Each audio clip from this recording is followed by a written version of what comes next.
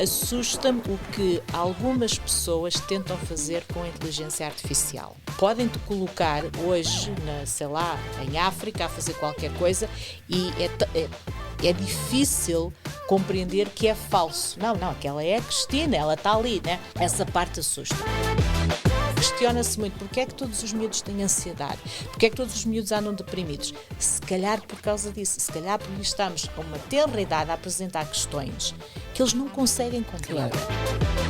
Opa, ensinem-nos a lavar a louça, a fazer a cama, fazer crochê. Ensinem-nos a fazer outras coisas, a brincar na rua apanhada às escondidas a saltar à corda. Porque é isso que se perdeu, é porque as crianças hoje em dia não sabem comunicar. O Sem Espinhas de hoje vai ser o primeiro podcast desta segunda temporada, em que a Ana vem aqui só para nos dizer adeus e para me encaminhar. Eu acho que ela confia que eu posso continuar sozinha.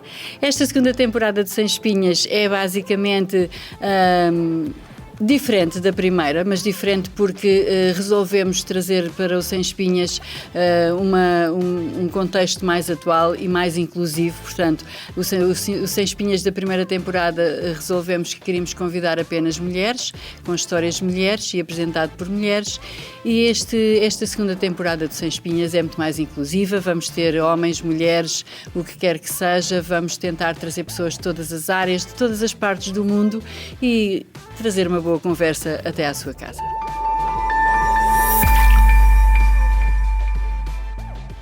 Este episódio tem o apoio de Creative 7, a empresa de marketing que faz o seu negócio brilhar. Ora então, muito boa tarde, seja bem-vindo a mais um Sem Espinhas. Estamos a entrar na segunda season. Yeah. Como é que se diz season em não português? É temporada? É temporada, pois é, estava-me a faltar. Uma pessoa às tantas não fala nem uma língua nem outra, isto é fantástico. A segunda temporada do Sem Espinhas, portanto nós fizemos aqui um pequeno interregno, mas queremos que vai valer a pena. Temos um novo estúdio, um novo set aqui preparado especialmente para si. Espero que possam desfrutar destas coisas todas aqui à nossa volta enquanto vão ouvindo a nossa conversa. E para este primeiro episódio da segunda temporada tenho aqui a Ana. Olá, Cristina. Mais uma vez, que é sempre a melhor conversa que eu posso ter. Sim. A nossa Ana, bem-vinda Ana, está tudo bem? Está tudo ótimo. E contigo? Sentes confortável muito, aqui estou a adorar. Com esta decoração? Eu estou a adorar o cenário, acho que está muito criativo. Sabes que eu tenho um bocado de dificuldade em gostar de coisas antigas e o chamado vintage, mas aqui gosto, enquadra-se super bem. Está tudo misturado. A sério, não, estou mesmo a gostar. Aliás, estamos à espera de uma Barbie ainda para pôr aqui ao lado falta destas. Uma Barbie. Tu és daquelas pessoas que têm medo das bonecas de porcelana? Não tenho medo, mas evito-as. Sobretudo desde que comecei a ver programas sobre caça-fantasmas. Há sempre uma boneca de porcelana que se mexe. E geralmente aqueles que são assim um bocadinho mais assustadores e que nos fazem pensar que realmente deve haver algo para lá da nossa existência. É sempre ligado com bonecas. Estas Portanto, malvadas. eu respeito-as. Não quero nada com elas. Sossegaditas, sossegaditas que estamos aqui a conversar. Não se mexam, por favor. Olha, Ana, então vamos... Eu tenho aqui algumas perguntinhas, não bom. Exatamente porque que tenha que seguir este roteiro, mas porque também acaba por ser uma forma de estruturarmos a nossa conversa aqui de hoje. Nós vamos conversar sobre aquilo que mais nos apetecer. E, em primeiro lugar, eu tinha que perguntar à Ana, eu não sei se ela me vai conseguir dar uma resposta, mas tu tens algum livro favorito? Não consigo dar uma resposta. Se eu tenho algum livro favorito. Ou um que te tenha marcado pela surpresa, que não estavas à espera daquilo que encontraste nesse livro. Não há um mesmo. Não. Ou um autor português. O meu preferido é o Essa de Queiroz. Sim, aí já consigo, se calhar o Essa é aquele que mais, com o qual me identifico mais. E dos livros dele, O Crime do Padre Amaro. Gosto imenso. E cá está, se começar a analisar a tragédia da Rua das Flores, os maias, todos a eles... relíquia. Exato, todos eles me dizem muito, né? Mas o Crime do Padre Amaro, se calhar porque há aquele lado espiritual meu, né? Esse aí diz-me muito. Agora, um livro que... Eu destacar um livro, não consigo, porque há muitos livros que me marcaram e que me marcam, por várias razões, e depois também depende da altura da vida em que estás, né? Claro. Por exemplo, o Midnight Library fez-me pensar na nossa existência, na maneira em como olhamos para a vida, que olhamos para e se eu tivesse feito isto, né? Mas não posso dizer, olha, é só isto. Desde a Bíblia à banda desenhada, há sempre um livro que se destaca para mim. Tu papas tudo como o teu Papa Livros. Tudo mesmo. Só não gosto muito de livros que tocam assim um bocadinho o horror e o terror. Por exemplo, o Stephen King, para mim, é um bocadinho demais. A forma como ele pensa, a forma como ele... Não deixa de ser um bocado real, né? Mas quando é assim tipo psicopata, aí já não gosto, mas consigo ler. Não é o teu género. Mas já não é o meu género, não. E tu desfrutas da leitura de uma forma romântica literária, de uma forma como que apaixona-te a construção frásica, sim, as palavras, a forma como é escrito, sim, as expressões. Tu desfrutas disso também para além da história que estás a ler? Sim. Eu acho que a forma como o escritor... Há formas de dizer a mesma coisa, não é?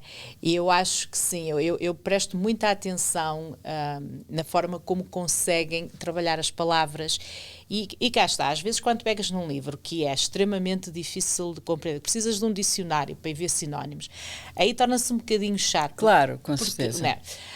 Mas presto muita atenção à forma simples como se consegue cuidar da língua. E isso é o que mais me atrai às vezes quando estou a ler um livro. Eu, por exemplo, estou aqui a pensar o Book Thief, que eu em português não sei se foi traduzido como O Ladrão de Livros, mas é um livro em que o narrador é a própria morte. E a forma como o autor trabalha o narrador fez com que o livro não é sem nada por aí além do uau, mas fez com que o livro se tornasse, para mim, uma referência. E tem tudo a ver na forma como a língua está cuidada e trabalhada nesse livro. E pôr o narrador como a própria morte é brilhante, genial, a genial. Olha, estavas aí a falar do e se, por causa do Midnight Library. Porquê que eu disse library? Porque também se diz. Pronto, é que soava-me tão bem library. E se. Tu tens algum arrependimento na tua vida? Não. Alguém na Regi acho que meteu o dedo no ar, não sei o que é que isso quer dizer. Pois, realmente, deixa-me voltar atrás. Sim, não, e vou dizer porquê. Aqui há já bastantes anos, eu li um livro, que já não me lembro agora bem qual foi em francês até, que tocava um bocadinho nessa questão do arrependimento, mas num lado existencialista. Sinceramente não me lembro agora qual é o nome do livro, mas eu comecei a ver e li algo que me fez pensar na palavra arrependimento. Porque a palavra arrependimento, no seu contexto original, tipo Grécia Antiga, não significava remorsos, significava mudança de mente. E hoje em dia o arrependimento acho que está mais uma conotação de remorsos, né? É que é mesmo aquilo que, não devia ter feito isso. E há pessoas que vivem com um sentido de culpabilidade quase, né? De não terem feito algo, ou terem feito algo que agora se arrependem. E eu acho que nós na vida é um percurso, tudo está delineado para acontecer como acontece. Pode não ser a melhor escolha, e no Midnight Library vemos muito isso, pode não ser a melhor escolha, pode ser algo que tem consequências negativas para nós, mas que tinha que acontecer, porque tudo é uma lição na nossa vida. E, portanto, olhar para trás e dizer assim, arrependo-me de não ter feito isto, não. Talvez como mudança de mente, se eu pudesse mudar alguma coisa, nem isso, cá está, eu acho que tudo tem que acontecer como acontece, desde que possamos olhar, analisar e aprender com algo que se calhar não nos agrada muito, mas nunca dizer arrependo-me de ter feito isso. E em relação às pessoas, eu posso me arrepender de ter ofendido alguém, mas eu não o faço com a intenção de ofender. Claro. E, portanto, a partir do momento... Que não é intencional... Não me posso arrepender. Não podes ter um desculpa. sentimento genuíno de Exato. que fizeste alguma coisa Exatamente. de mal. Posso pedir desculpa e digo, não me apercebi que realmente estava a ofender alguém. Até porque isso é muito fácil de acontecer, porque Claro. todas as pessoas são diferentes, Exatamente. portanto, cada uma recebe a mensagem de uma forma diferente. Exatamente. E, sobretudo, mensagens escritas, eu posso ler de uma forma, tu podes ler de outra. E é o que eu digo, se às vezes eu ofendo alguém, vou pedir desculpa, mas não me arrependo de ter feito o que fiz, porque não fiz com a intenção de magoar ninguém. Claro. Portanto, o arrependimento para mim, nesse sentido de remorsos, não me arrependo de absolutamente nada. Inclusive da ligação à Regi. E se pudesses voltar atrás no tempo, há alguma coisa que gostarias de ter feito em determinada altura da tua vida e que não fizeste? Bem, seja na tua vida pessoal, profissional... quer dizer, é quase um contrassenso, já que eu não me arrependo de nada. Claro. Dizer que, se pudesse, aí é como se eu me tivesse arrependido de não ter feito algo, né? Não sei se estou a fazer sentido, mas, portanto, porque não me arrependo de nada, não sei se teria voltado para trás no tempo para fazer algo diferente. Teria, se calhar, adicionado alguma coisa... Talvez, no sentido em que quando decidi colocar o meu doutoramento de lado, porque não havia empregos, ia ter que me mudar, sei lá para onde, para continuar durante 5 anos a estudar e mudar a minha família, isso era impensável, e eu tinha e tenho um bom emprego, né? Então disse, ok, chega-me o mestrado e coloquei o doutoramento assim em pausa, está em banho-maria. Se calhar, não propriamente seguir o doutoramento dessa forma, mas ter enveredado pela minha paixão por teologia. Porque eu fui estudando no meu tempo livre, fui arranjando mentores aqui e ali. Se calhar teria levado isso um bocadinho mais a sério, mas, ou não sei, porque cá está, porque isso é um bocado como um arrependimento. Eu acho que tudo na vida acontece quando tem que acontecer e da forma como tem que acontecer para nós aprendermos, acho eu. Claro. Quer dizer, não sei, é um bocado clichê dizermos isso dessa forma, mas eu acho que nós aprendemos muito com a própria vida, com o ritmo que nos vai embalando, não é? Como nos vai encaminhando. E às vezes é ela que sem nos dizer nada, nos ensina as maiores lições. Acredito que sim.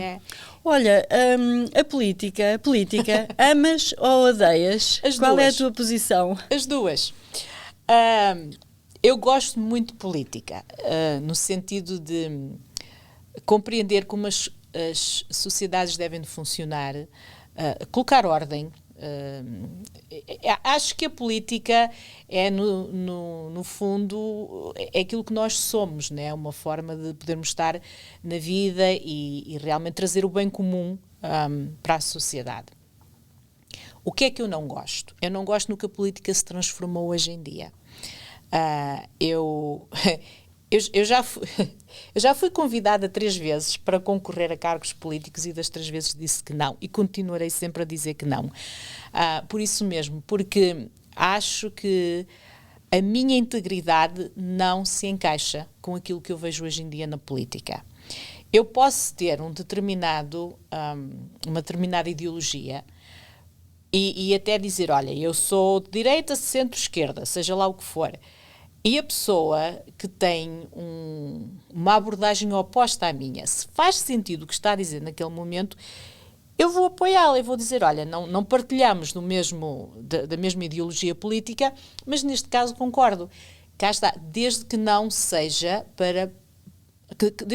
prejudicial ao resto da sociedade. O que é que eu vejo hoje em dia? Hoje em dia vejo que a política se tornou muito egoísta, muito egocêntrica, as pessoas estão lá, eu primeiro... E gerida para interesses próprios pessoais. E que ninguém quer saber se há sem-abrigo, ou se a economia está má, ou se este tem bilhões e aquele está a passar fome, ou, porque eu te ajudei na tua campanha, tu tens que concordar com o que a minha empresa está a fazer.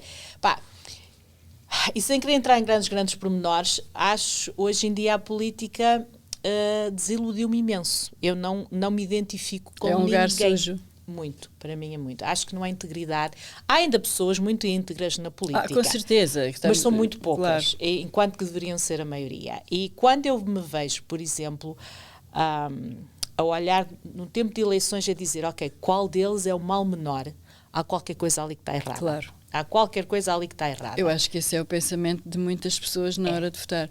Olha, e eu por acaso acredito que num futuro não muito longínquo a tendência será a política, porque eu acho que todas as pessoas estão a ficar tão desiludidas com as ideologias políticas, seja de esquerda, de direita, não interessa. Porque se tu fores a fundo nos traços gerais daquele partido político, da ideologia, do que pretendem, do que defendem, depois percebes que nada daquilo é aplicado. Nada. Portanto, se calhar é por isso que as pessoas estão a deixar um bocado de acreditar nos partidos políticos e se calhar cada vez mais numa pessoa que faça a diferença, se aparecer. E eu acho que é isso, aí é que está o problema. É que até que ponto é que vamos encontrar alguém que não se deixa levar pela corrupção, não se deixa levar pelos cifrões que por vezes aparecem por portas travessas, né? E eu questiono-me sempre sobre isso, mas vamos ficar nessa ideologia. Por isso é que quando aparece um candidato independente, eu presto-lhe muita atenção. Está a acontecer, vamos entrar aqui um bocadinho na política, mas está a acontecer. Está a acontecer na Argentina, está a acontecer com o Vox em Espanha, Exatamente. Está a acontecer com a Meloni em Itália, está a acontecer com o André Ventura. Agora é assim, depois... também não sei até que ponto não será injusto querer atacar estas pessoas que são extrema-direita. Não é? Não achas que esse também é um argumento fácil? E eu tenho muito medo de rótulos, sempre tive, seja que tipo de rótulo for. E costumo sempre dizer, estão a ser atacados porquê? Geralmente, tu quando atacas é porque te sentes insegura ou sentes uma ameaça, ou há algo ali que soa a verdadeiro e com o qual tu até és capaz de te identificar, mas não te podes contradizer porque agora tens andado a defender uma determinada ideologia, né? E eu costumo sempre dizer isso, eu digo, mas porquê é que estão a atacar essa pessoa? O que é que ela representa assim de tão mal? Destila ódio, faz isto, A sério, será que é mesmo isso? Sim, há alguns casos que é o caso. Mas noutros casos, nós não podemos simplesmente condenar alguém porque diz a verdade. Ou porque aponta o que está errado, ou porque nos diz, olha, isso é o que tu fizeste errado. É interessante também perceber porque é que surgem estes contentamento, novos, né? E porque é que surgem estas formas de fazer política e estes supostos partidos de extrema-direita. Porque é que surgem? Por causa do descontentamento geral das pessoas com todas as outras ideologias políticas. E eu acho que é aí que... E não estou a favor de um nem do outro, estamos a conversar, estamos a tentar perceber as coisas. Não estou a defender ninguém, nem a condenar ninguém. A questão que eu sempre coloco é, em vez de atacarem, em vez de dizerem, olha, este fulano é maluco, só sabe destilar ódio, só sabe fazer com que as pessoas se revoltem umas contra as outras, em vez disso, porque é que não questionamos a dizer, ok, por que razão é que está a dizer o que diz e por que razão é que as massas o estão a ouvir? O que é que eu fiz de errado na posição em que estou para que o povo não veja que realmente... elegeu-me, mas eu não estou a fazer se calhar alguma coisa que devia ter sido feita, e porque é que estão a ouvir essa pessoa? O que é que essa pessoa representa que eu devia ter feito e não foi feito? E, em vez de estarem ali com a história de extrema isto, não extrema há pior aquilo. No debate político e argumento mais pobre do que atacarem-se gratuitamente por nada. Epá, não é isso que se pretende. As pessoas querem ouvir o que é que tu pretendes fazer e como é que vais poder fazer. E que façam. Claro. Porque uma vez lá, eu, por exemplo, eu tenho tido casos no meu bairro em que vêm bater à porta durante as eleições, prometem isto e aquilo, e depois de eleitos telefona-se para o gabinete e ninguém atende as chamadas, ninguém devolve as chamadas, ninguém faz nada. E é aí que a política me está a começar a desiludir bastante. E olha que aqui na cidade se nota bastante, porque as coisas têm estado a degradar-se em todos os aspectos. Todos e mais algum. Em todos, desde o trânsito à qualidade de vida, tudo. Aos perigos. Tudo. Enfim. E, portanto, é aí que eu odeio a política, mas no fundo gosto muito de política, né? E eu espero poder É um amor-ódio. Mas é que é mesmo. É mesmo. Olha, outra coisa que não é exatamente política, mas a mim começa a fazer-me acreditar que já está também nas agendas políticas, é o facto de se ter começado a falar tão cedo e para tão tenras idades sobre as questões de género. Pois é agenda política. Segundo se ouve dizer, porque honestamente eu não tenho filhos dessa idade, não sei, mas até na escola primária já abordam esse assunto, o que quer dizer que se fala das questões de género com crianças que terão entre os 6 e os 10 anos de idade, que vou já dizer um disparate muito grande, mas é aquilo que me apetece dizer, que é assim, se essas crianças não podem tomar decisões políticas, porque não podem votar só a partir dos 18 anos, é porque a sua mente, o seu cérebro ainda não está capacitado para saberem como é que poderão decidir para o futuro do seu país, como é que podem ter opiniões sobre as questões de género. Concordo plenamente. Eu digo sempre, e se calhar cá está, cai o Carmo e a Trindade, também estou naquela, né? Género masculino e feminino, ponto final. E eu, como professora de gramática, digo sempre isso aos meus alunos, porque, e é o que eu lhes digo, em inglês ainda temos um pronome neutro, né? O it, para as coisas inanimadas. Em português, em francês, não temos, e a coisa é, se é inanimado pode haver um it, mas o género é masculino e feminino. Ponto final. E é isso que se deve ensinar. Agora, a partir dali, o que cada pessoa deseja ser, a forma como se identifica, a forma como vive, eu respeito, aceito e não quero ser porque não me diz respeito a mim. Claro. Desde que não me afete, desde que não me venham empisgar coisas, como eu costumo dizer, mandar pela goela abaixo as ideologias deles, como sendo as opiniões, como sendo as certas e a minha errada. Desde que haja respeito mútuo, eu sinceramente, se identifica como uma cadeira... Mas não é aos 10 anos. Mas não é, aí está, não é aos 10 anos. Sou contra, sempre fui. Acho que as crianças não, e é o que tu dizes, se não têm capacidade para viverem sozinhas, se não podem ir trabalhar com essa idade, se não podem votar, então também não podem estar a ser expostas a questões mais complexas porque é uma questão muito complexa, numa idade tão tenra, tão jovem. Deixem-nos ser inocentes. Mas de uma forma conspiracionista parece que se está aqui a moldar uma geração futura para qualquer coisa que se pretende. Exatamente, e é isso que estamos a ver. Estamos a ver uma geração, eles chegam à minha escola com 14 anos, portanto eu não ensino ninguém com menos de 14 anos. E muitos chegam já com tu notas a confusão, tu notas a busca pela verdade. E tudo ali, o que é que aquilo parece? Aquilo parece o Jardim do Éden quando aparece a cobra e se perdeu a inocência, em que ninguém compreende o que se está a passar. E cá está, é o politicamente correto, que é a coisa mais incorreta que existe na sociedade, esta história do politicamente correto. Está errado, deixem as crianças serem crianças. O que é bonito numa criança é a inocência. A criança não vai questionar nada que não esteja nos horizontes dela, no seu dia-a-dia. A não ser que seja moldada a tal lavagem cerebral, porque é isso que, de uma forma muito subtil, que está a acontecer. Desde que não haja essa lavagem cerebral, essa tentativa de tentar mostrar coisas que não têm que ser questionadas naquela idade, a criança também não vai questionar. Portanto, deixem a criança ser criança, deixem a inocência. E descobrir-se a si própria. E depois, sim, e ao descobrir-se, dizer, eu sou assim, tudo bem, ok? Mas é claro que está tudo bem. E eu não tenho problema nenhum nem com as decisões que cada adulto tome, está tudo bem. Agora, eu só não sou a favor de que se tentem impingir este tipo de temas para uma criança. Ensinem-nos a lavar a louça, a fazer a cama, ensinem-nos a fazer outras coisas, a brincar na rua apanhada às escondidas, a saltar à corda. Porque é isso que se perdeu, é porque as crianças hoje em dia não sabem comunicar.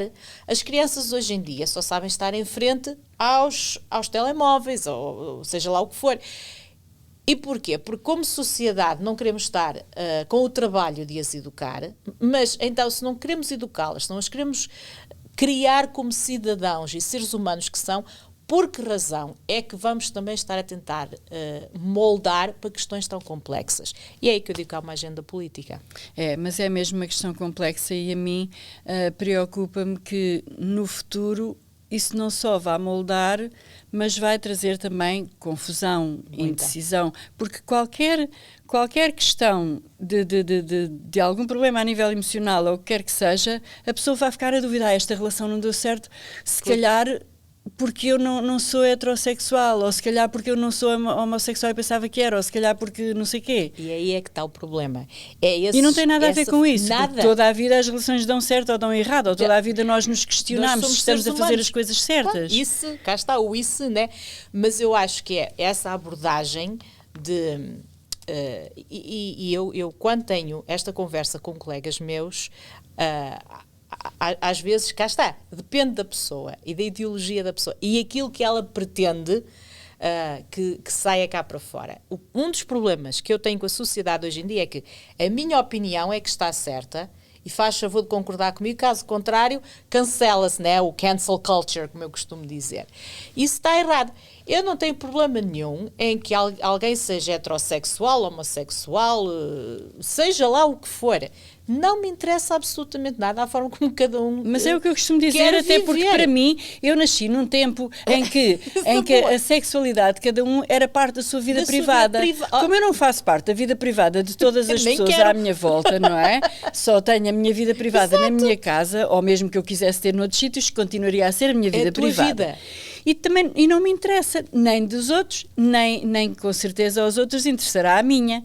Porque isso é uma parte privada da vida de cada um. Porque é que agora temos que expor todas estas questões sexuais? É que eu não Aliás, compreendo. eu tenho amigos que têm as mais diversas posições no que toca a preferências sexuais ou o que quer que seja. Com eles. E nós nunca tratámos desses assuntos à mesa. Exato. Nem eles me perguntaram a mim o que é que eu gosto ou o que é que eu deixo de gostar. Nem são menos amigos por causa disso. Nem são menos amigos, nem são menos profissionais, nem são menos cidadãos, nem são menos boas pessoas. É isso. Agora, quando chega não, temos que ensinar, temos que dizer e tem que ser. E porque se tu dizes, não, mas eu não concordo com isso, é porque és anti, ou és homofóbico, ou és... Não é nada disso. Se queres ser respeitado, tens que respeitar. Claro. Se queres que seja uma sociedade justa, não tentes empisgar, como eu costumo dizer, não tentes impor a tua opinião como sendo a verdade. Porque a tua verdade pode não ser a minha verdade. E desde que possamos aceitar isso, eu acho que vamos viver numa sociedade melhor. E hoje em dia, questiona-se muito porque é que todos os miúdos têm ansiedade, porque é que todos os miúdos andam deprimidos. Se calhar por causa disso, se calhar porque estamos a uma tenra idade a apresentar questões que eles não conseguem compreender. Claro. E que não deviam de compreender, e que não deviam sequer de perceber que essas questões existem. Deixem as pessoas... Nem saberem da existência delas. Deixem as pessoas crescer de uma forma normal. A brincar, cá está. Chegam aos 13 anos, têm um fraquinho por alguém. Ok. E vamos nessa altura dizer, é normal teres um fraquinho por alguém. Claro. E esse alguém, seja quem for, tudo bem. Mas não é porque aos 6, 7, 8 anos eu disse, não, tens que pensar desta forma ou desta forma. Não, isso está errado. Eu sou totalmente contra isso. Sempre fui. Bem, agora não sei se és contra, se és a favor. O que é que tu pensas da inteligência artificial e se concordas em algum aspecto, para que é que tu a validarias? A inteligência artificial faz-me lembrar quando apareceu a internet, em que era o fim do mundo.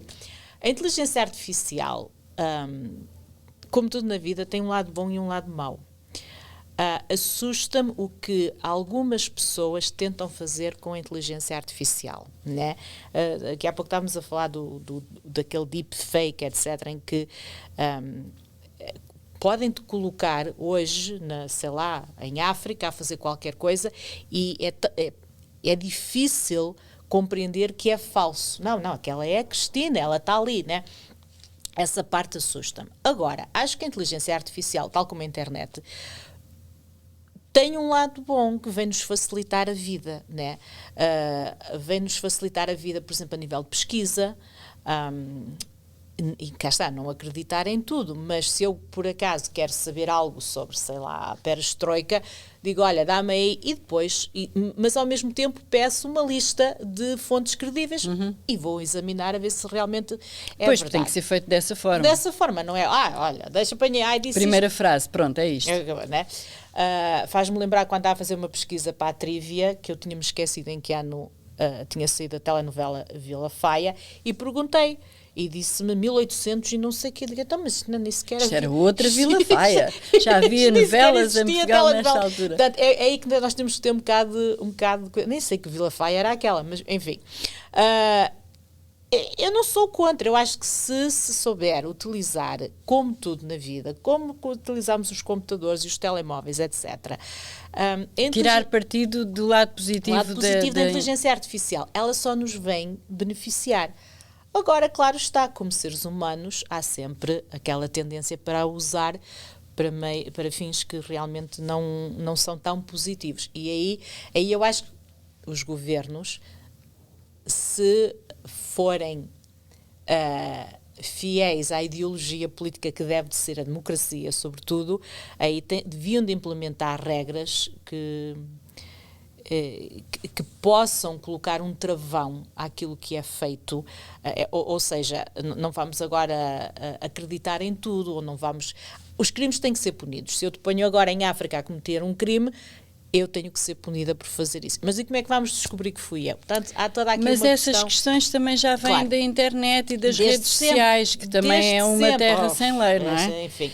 Olha, por acaso agora lembrei-me de uma coisa que às vezes não se percebe as leis também das redes sociais, ou as regras pelas quais nos devemos reger. Existem. Porque hoje em dia, tanto no Instagram como no Facebook, como em todo lado, vê-se muito as pessoas mais encaloradas, não é? E praticamente nuas, ou algumas meias despidas, e para mim está tudo bem, que eu só vejo aquilo que eu quero, e se não quero ver aquilo passa à frente. Exatamente, as pessoas têm mais calor, nós não temos muito, porque devem estar a menos 10 graus lá fora, mas isso é outra questão. Mas, enfim. E uma vez eu pus uma fotografia da minha filha, ela nem tinha 3 anos, tinha 2 anos, na praia, com uma cuequinha, não é? Uma criança de 2 anos, claro, tu não lhe vais pôr uma parte de cima de um biquíni.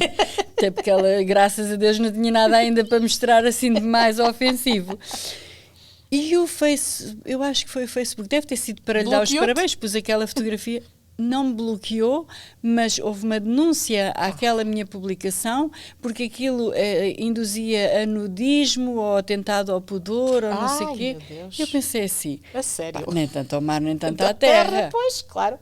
Se me dissessem assim, olha, pode ser uma imagem perigosa, porque há pedófilos por aqui... Okay. Eu aí pensava assim, olha, não pensei nisto, muito bem, e ficava muito feliz que tivessem tido essa atenção. Mas não, era tipo atentado ao pudor e nudismo. Sério. Então e aquela malta aqui na rede social, na rede social vizinha, que anda tudo nu, então? Exatamente. Já e está tudo bem? Há uma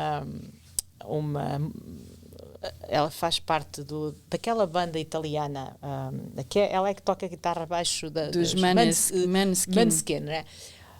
Vejam o Instagram dela e depois digam-me alguma coisa, né?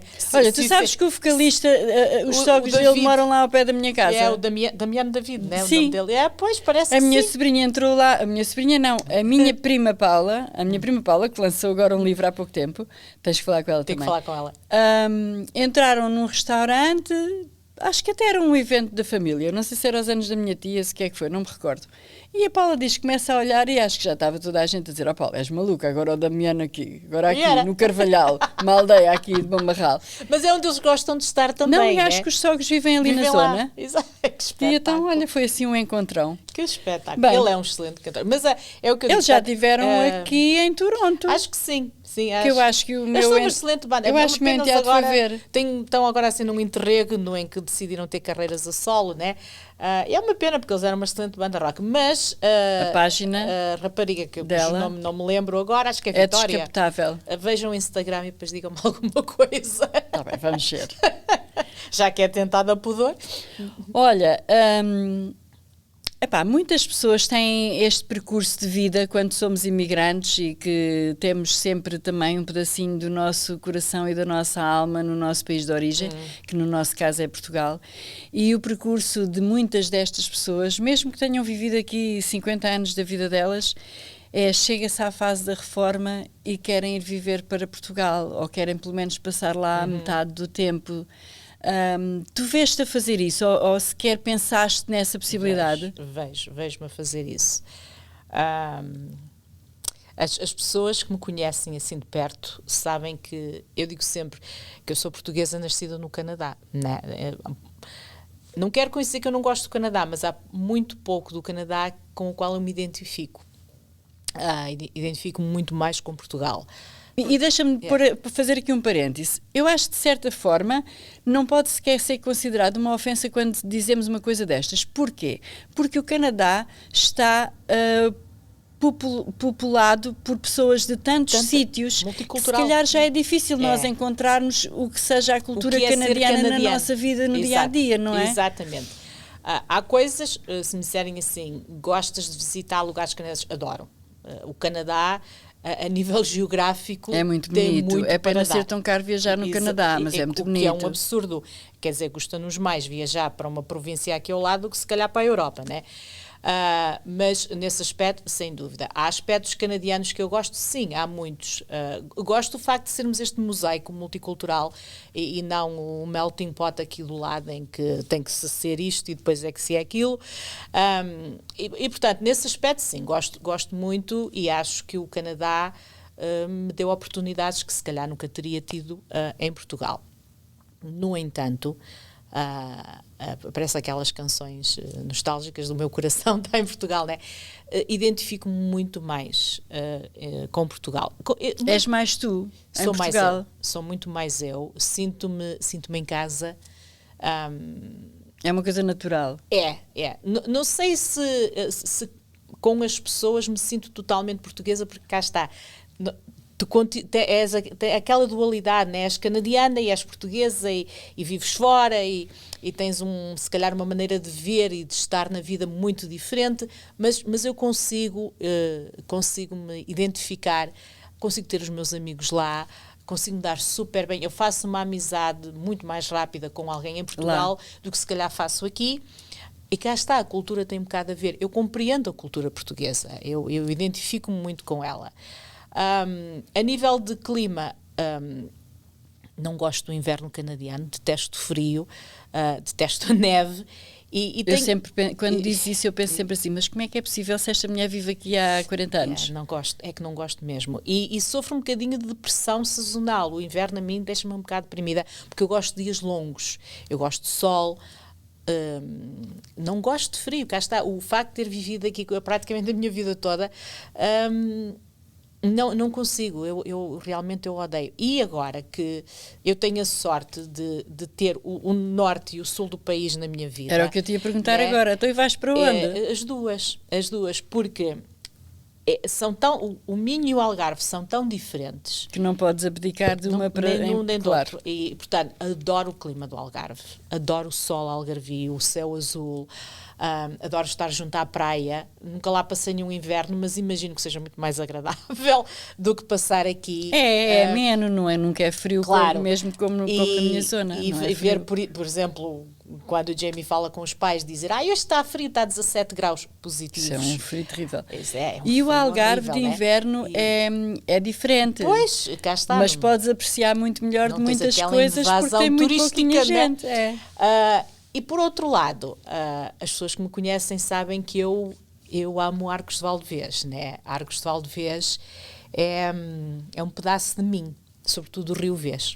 Ainda tenho que ir ver quantas horas de viagem são da minha terra à tua, não são muitas. Que eu vou-te visitar. Estás no centro, não são cerca de 4. A seguir ao Porto é mais quanto? Uma hora.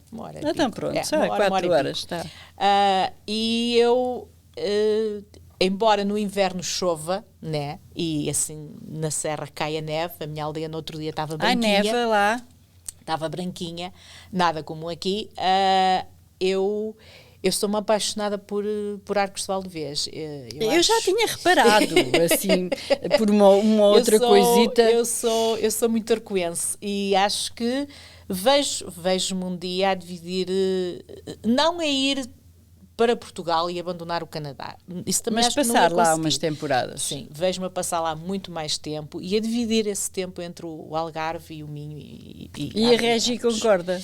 Absolutamente. Eu acho que a Regi, essa aí ia mesmo, ia mesmo para lá. E o que é que tu fazes ao Tiago e à Sofia? Pois, essa é outra questão que me faz... Quer dizer, eles depois, entretanto, também vão ter as suas vidas, não é? Eu espero que eles depois sejam independentes e tenham as vidas deles, mas não estou a ver os meus filhos a mudarem-se para Portugal. Claro que não, claro. E então, mas que passarão perfeitamente 6 meses sem vocês, passam, de certeza. Isso talvez aconteça. E realmente sim, é uma das coisas que eu gostava muito, era de poder passar mais tempo em Portugal e dividi-lo. É muito difícil nós explicarmos isto a quem nunca emigrou. É. E embora eu não tenha nascido aqui, como tu sabes, e tenha vindo muito mais tarde e todas essas coisas, e costumo dizer, um dia quando me for embora, não sei se vou ter saudades. E não é porque eu não tenha gostado de cá viver, é porque os meus primeiros 5 anos, e porque o meu contexto de imigração foi muito diferente do teu, os meus primeiros 5 anos foram muito difíceis, e embora parece que já ficaram lá muito, muito atrás, eu continuo a ter essa dor aqui. E marcaram-me bastante. Não o sinto hoje em dia, não o sinto diariamente, mas quando vou lá atrás buscar a história, ainda me dói. Mas depois, logo a seguir, penso assim, eu vou ter saudades, por exemplo, dos dias de neve.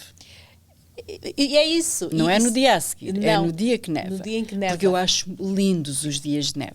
E aos 45 anos eu nunca tinha visto nevar como neva aqui, não é? Na Serra da Estrela caem 3 flocos de neve. Em Arcos de Valdevez é igual, caem 3 flocos tinha de neve. visto nevar muito uma vez também em Madrid, assim, uma coisa absurda, mas não era uma coisa que fizesse parte da minha vida. Portanto, os dias de neve para mim ainda são aquela coisa idílica dos filmes de Natal, dos postais. Percebes? E é bonita e no continua Natal. A ser. É bonita no Natal. É quando tens que ir depois para a rua no teu dia-a-dia que se torna um pesadelo. Eu aqui vivo numa cidade muito grande, não é? E lá, se calhar mais ou menos como tu, eu vivo numa vila pequena. Embora esteja perto de Lisboa, eu vivo num meio muito pequeno. Arcos de Valdevez é assim uma espécie de jardim do Éden, é pequenino mas eu mesmo. Gosto de cidades. Eu não. E eu não sei se eu não vou também sentir falta deste burburinho. Exatamente, da cidade e desta confusão de gente que eu não preciso de estar lá todos os dias, mas preciso de sentir que está aqui muito perto.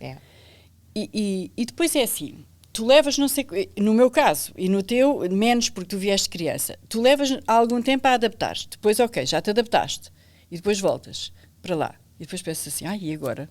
É isso.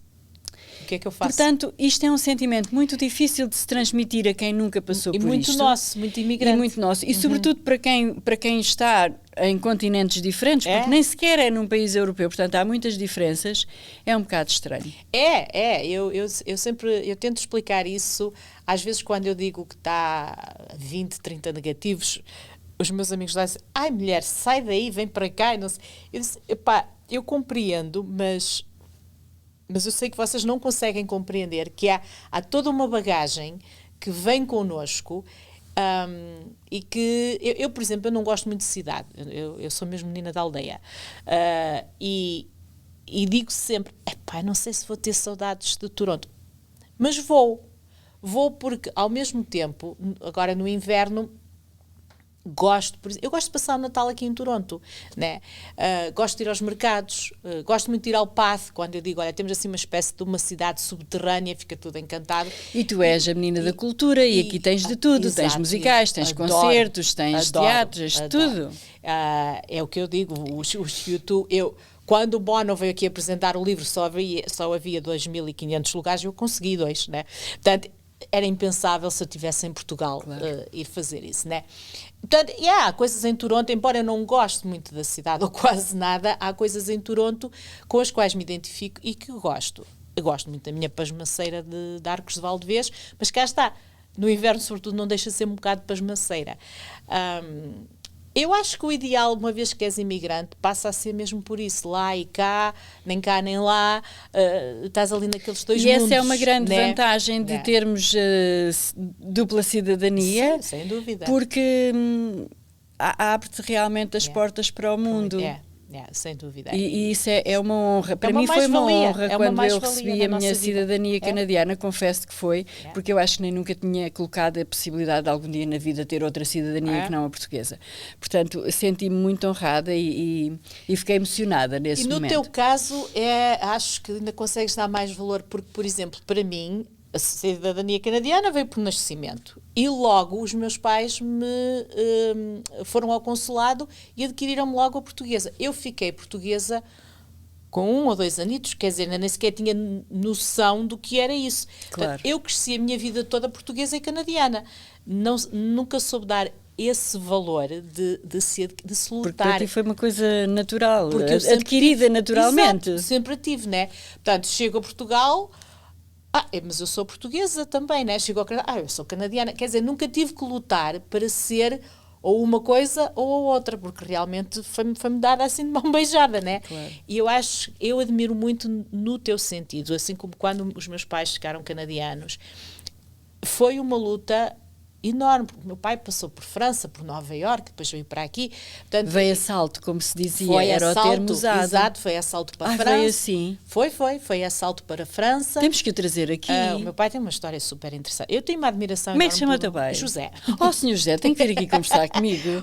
Isso pai, é que são histórias boas. O meu pai tem uma história super... Eu tenho uma grande admiração pelo meu pai, porque ele foi com 17 anos a assalto para a França. A sério? A pé. Uma criança, coitado. Ele passou, foi com um tio e algumas pessoas da aldeia, passou... ele primeiro foi para a França. Viveu em Paris 5 anos, começou a ver que aquilo, embora fosse bom, ou pelo menos não era uma ditadura, né? Não estava assim com grandes perspectivas, viver em barracas, não sei o quê, e surgiu a oportunidade de vir para Nova Iorque. Manhattan. Eu fico doida só de imaginar como é que as pessoas viajavam de avião. Exato. Nessa altura. Eu nem consigo imaginar como é que seriam os voos. Nem imagino. Enfim. E ele foi para Manhattan. Para Manhattan. Ai, que chique. O meu pai era muito chique. De Paris, diretamente para Manhattan. Para Manhattan. E lá viveu 2 anos, trabalhou numa estação de serviço e fez já nem sei o que mais. E apercebeu-se que, embora fosse uma terra de oportunidades, era uma terra que não o desejava como uma pessoa legal. Entretanto, havia família e pessoas da aldeia que já viviam aqui, inclusive uns primos. E como o Canadá, como país novo e recente recebia bem toda a gente, precisava de mão de obra para tudo. E ele veio ao fim de 2 anos, sai de Nova Iorque porque via que não... E ele estava sozinho em Nova Iorque? Estava sozinho em Nova Iorque. Ai, coitadinho. E viu que realmente não ia ter grandes possibilidades de se legalizar e de poder viver a vida como ele pensou que ia viver, e vem para Montreal. E em Montreal... E ele falava francês? Não, só dos 5 anos que teve em Paris é que percebia aqui uma coisa ou outra, com o português, lá foi misturando, e ficou em Montreal, já nem sei bem quanto tempo, não foi muito tempo, até que surgiu a oportunidade, surgiu o convite para vir trabalhar numa obra que ia surgir em Toronto chamada a Torre CN. E ele vem trabalhar para a CN Tower. Para a construção. Estás a gozar? Não estou nada. O nome na lista de pessoas que construíram a torre está lá ainda o meu vais pai. herdar um bocadinho. Era bom, não era? E o meu pai vem para trabalhar realmente na CN Tower. Até que idade ele tinha nessa altura? Tinha 25, 26, foi um bocadinho ele antes depois 5 em França, depois 2 em Nova Iorque. Então, e onde é que ele conheceu a tua mãe? Eles são da mesma aldeia, eles eram vizinhos. Já se conheciam antes? Eles eram vizinhos. Quando ele depois foi à aventura para o mundo, e ela ficou à espera. E depois os tais namoros por carta. Né? E entretanto ele foi a Portugal, já não me recordo se foi entre a França e Nova Iorque, o que é que foi, cá está, fugido, sempre o tal assalto, né? E ficaram noivos, e depois quando acabou aqui a construção, ou quase quando acabou a construção da torre, no início de 74, foi quando ele foi casar. E depois trouxe a minha mãe pela tal carta de chamada. E foi aí que depois eu nasci aqui porque a minha mãe veio grávida. E a tua mãe tinha que idade? A minha mãe tinha 25 quando casou, e aí ele tinha 27. Na altura já estavam a ficar velhos. Segundo o que ele já era velho. Pois. Eu já era velho. E então, disse, ok. Mas, portanto, e como o meu pai, todas estas histórias de imigração que têm que ser contadas. Eu acho, porque eu tenho uma grande admiração. Ele só teve acesso a fazer a 4ª classe, a minha mãe também. e depois apostaram muito na minha educação. Isso é que eles foram inteligentes. E sempre disseram, não interessa qual é o curso, mas vai em frente, saber não ocupa lugar, a educação acima de tudo, porque mesmo que não tenhas emprego, uma vez que surge a oportunidade, tens a sabedoria e podes ir em frente.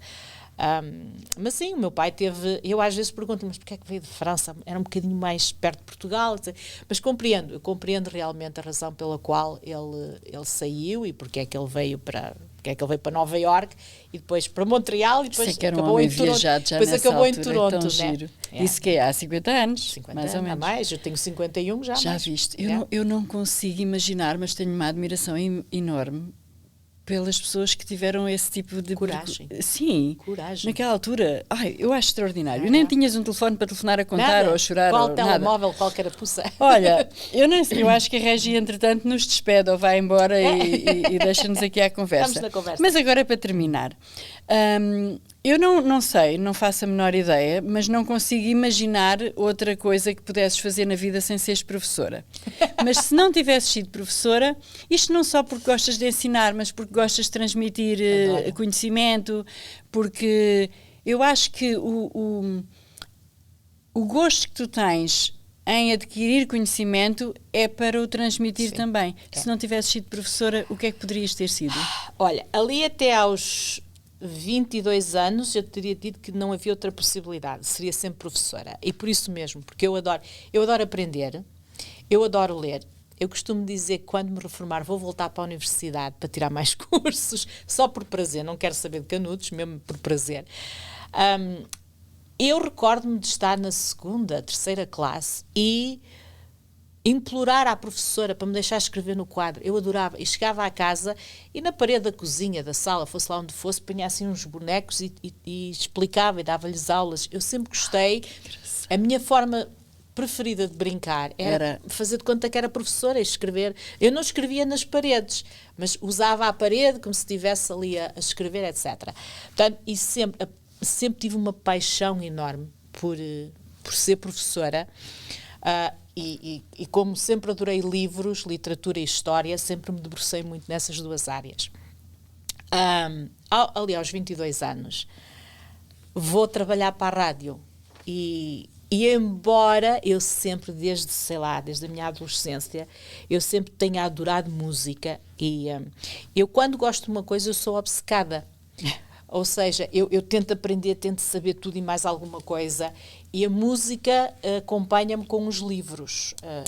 Não é de todo tipo, eu tenho que gostar, né? Mas se eu gosto, rock, pop, então, eu tenho que saber, mas quem é o músico, quem é que toca? Fascina-me o facto do Brian May ser o guitarrista dos Queen, mas ter um doutoramento em metafísica, coisas assim do género. E eu sempre adorei, mas nunca pensei em trabalhar em rádio, até porque o meu curso não tinha nada a ver com comunicação, nem eu não sou jornalista, não tenho nada disso. Mas surgiu uma oportunidade, quando estava na faculdade, de trabalhar para a rádio. E aí descobri a minha segunda paixão, que é isto, que é podcast, mas sobretudo a rádio. Eu trabalhei na FPTV, trabalhei no Jornal Milénio também, simultaneamente, porque faziam parte da mesma empresa. Mas a rádio é rádio. A rádio era algo que eu e acabei por ficar 15 anos, por isso...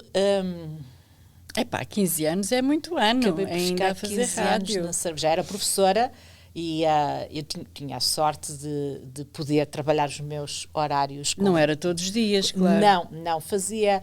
Quando comecei, eu comecei a dar aulas em 2000 e já estava na rádio há 3 anos. Comecei a coordenar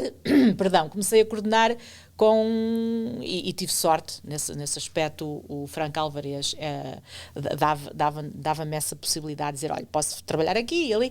Então comecei a trabalhar terça, quinta e sábado à tarde.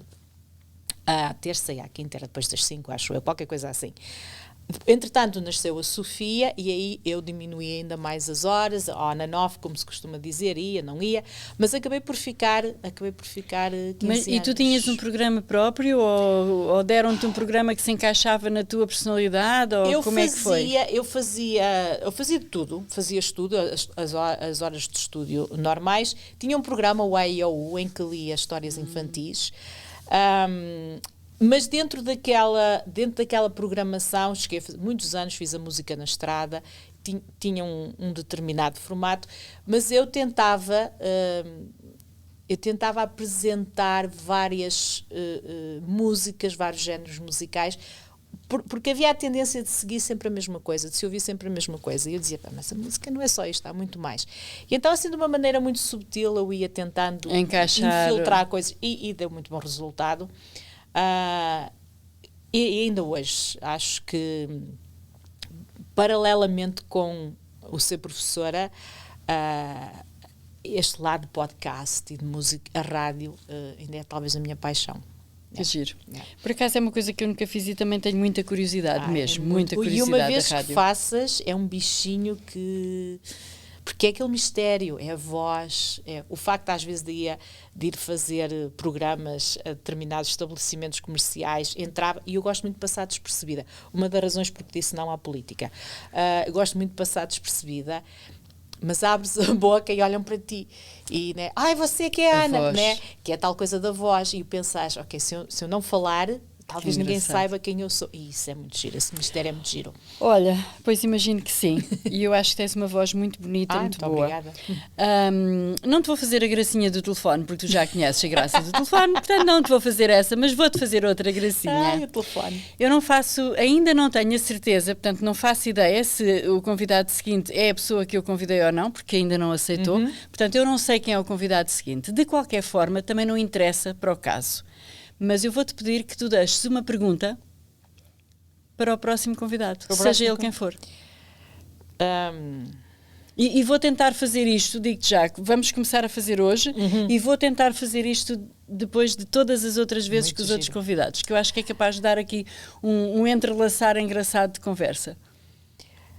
Para esse convidado, baseado na filosofia de vida que tem, qual é a melhor forma de se viver?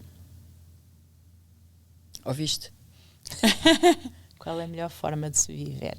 E pode ser uma abordagem psicológica, religiosa, espiritual, claro. Não interessa. É isso. Qual é o significado da vida? Ok. Muito bom, muito obrigada. Gostei muito desta nossa conversa, como sempre. Adorei. E pronto, olha, e espero que te tenhas sentido aqui bem acompanhada desta gente. Ai, sim, adorei. Gosto imenso deste cenário. Gosto muito do Sem Espinhas, gosto muito da tua forma de conduzires o Sem Espinhas e de falares com as pessoas. Aprendo muito. Vai em frente e quem sabe se um dia não consegues encaixar um Sem Espinhas numa rádio também. Vamos ver, nunca se sabe. Não, tudo bom, Cristina, obrigada, e olha, sempre às ordens quando precisares. Vocês estão a perceber que ela se está a despedir, porque ela parece que anda aí muito ocupada com tanta outra coisa para fazer que agora vai-me deixar aqui sozinha no Sem Espinhas. Não vou deixar nada sozinha. Não achas isto nada bem? Exato, não, realmente há muita coisa para fazer, há o Papa Livros, há a minha vida profissional ainda, não, mas e acho que não precisas de mim aqui, porque eu acho que as histórias são muito interessantes por elas, os convidados que tu tens e a tua maneira de falar com os convidados. Mas vais voltar sempre que eu te convido. Sempre às ordens, se eu tiver alguma coisa para dizer. As novas pancadas da minha vida. Neste momento a nova pancada é mesmo teologia, mas sem dúvida, sempre que queiras estou cá para isso. Obrigada, Ana. Chega assim ao fim mais um Sem Espinhas, aqui o primeiro episódio desta nova temporada. Esperamos por si todas as terças-feiras às 7.